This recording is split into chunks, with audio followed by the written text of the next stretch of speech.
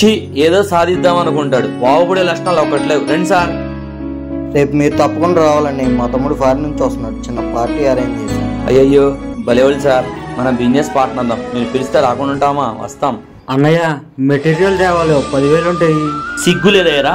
చదువుకుంటానన్నావు, చదివించా. నీతో పాటు చదువుకున్న వాళ్ళు బాగా సంపాదిస్తున్నారు. నువ్వు ఈ రోజు కూడా 10,000 అడుగుతున్నావు.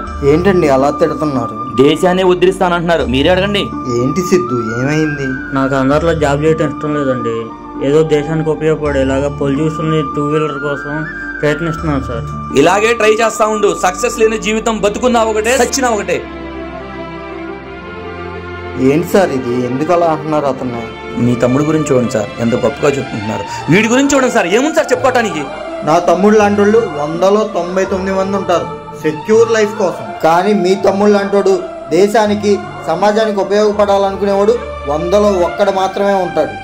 అటువంటి వాడిని ఎంకరేజ్ చేయకపోయినా పర్లేదు సార్, కానీ ఇంత హీనంగా మాత్రం చూడదు. దేశానికో సమాజానికో మంచి చేయాలనుకునే వారికి అండగా నిలబడటం మన బాధ్యత.